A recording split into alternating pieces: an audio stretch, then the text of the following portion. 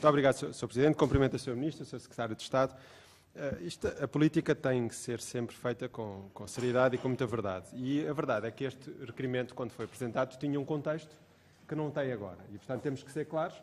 O requerimento é de junho e, de facto, os números que nós conhecíamos em junho relativamente ao primeiro trimestre eram algo preocupantes, o que não se vai verificar no segundo trimestre, porque, efetivamente, os números foram bem melhores e, do ponto de vista de crescimento, nós temos, neste momento, valores consolidados que comparam muito bem, quer com o primeiro trimestre de 2018, quer com o final de 2017. E, portanto, na altura, em junho, de facto, estávamos preocupados, porque, de facto, os números eram preocupantes. Hoje em dia, não são tão preocupantes. Em todo caso, não desistimos do requerimento, porque nos parece fundamental, e a Sra. Ministra, esta é uma área muito importante, como sabemos, a questão dos portos, do ponto de vista, no seu contexto, para o país. E é fundamental que a Sra. Ministra possa prestar aqui alguns esclarecimentos, são sempre necessários do ponto de vista da evolução da atividade portuária. E, desde logo, Sra. Ministra, gostaria de perguntar relativamente à questão do Porto de Sines. Enfim, eu já pareço um bocadinho uma cassete, porque falo muito do Porto de Sines, mas, de facto, é a minha zona e é de fulcral importância para o nosso país.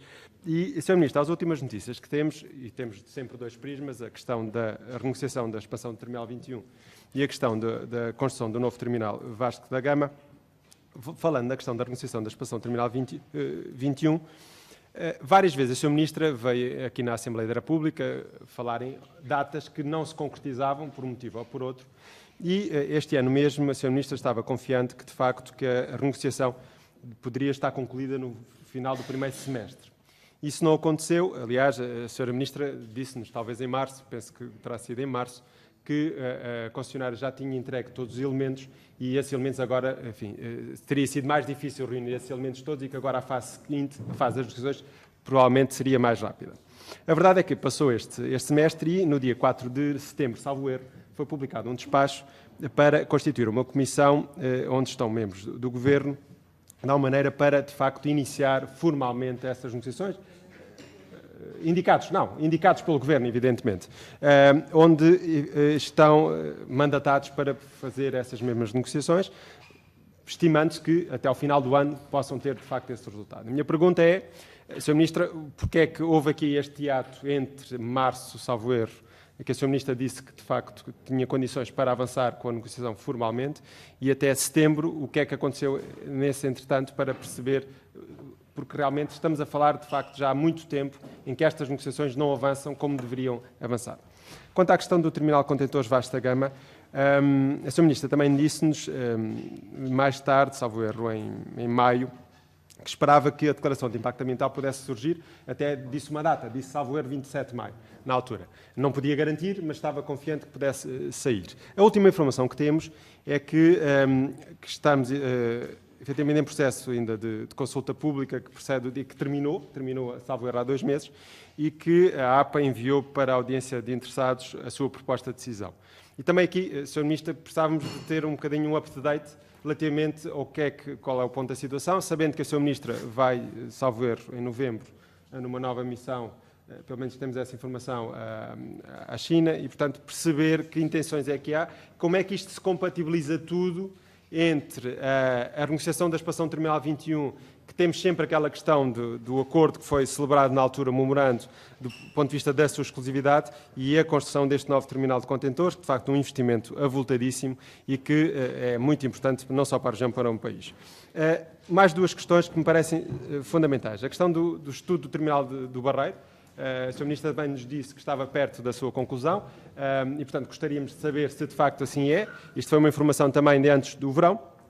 E uma matéria que tem tido muito eco na comunicação social tem que ver com a greve nos portos.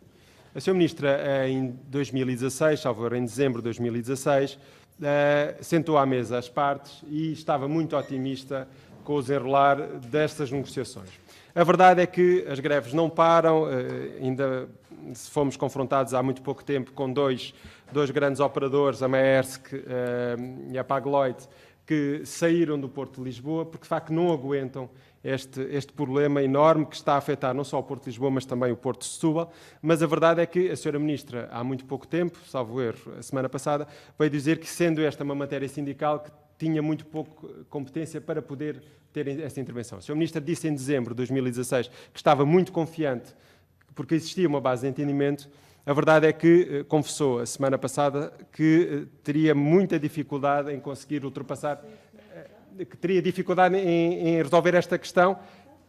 Sim, há muito pouco tempo, com base na greve que foi novamente marcada, é uma greve que está marcada para janeiro e que, sendo esta uma matéria sindical, tenho declarações do Sr. Ministro a dizer que teria dificuldade em resolver esta questão. Minha pergunta é, qual é o ponto da situação e que, segundo percebi, que ia pedir à ACT para novamente perceber o que é que estava a acontecer no Porto de Lisboa. Este é um porto fundamental e a verdade é que os operadores estão a desistir deste porto. Eu queria perguntar à Sra. Ministra o que é que, efetivamente, o Governo pode fazer para evitar que isto aconteça, porque, de facto, é uma situação preocupante. Continuamos com greves sucessivas, temos uma greve marcada até janeiro de 2019 e temos que perceber qual é o ponto da situação para descansar todos os agentes portuários e todos os agentes económicos que querem utilizar aquele porto, sendo certo que o Porto de Setúbal também está a sofrer com isto. Sr. Ministro, a questão era, essencialmente, a questão da movimentação de cargas nos portos nacionais. A verdade é que os indicadores são favoráveis, ainda que Sines pudesse, de facto, crescer mais do que tem crescido nos últimos tempos. De facto, está com crescimentos ao nível de 2015 e podia, de facto, ser superior, mas a verdade é que os números são bons.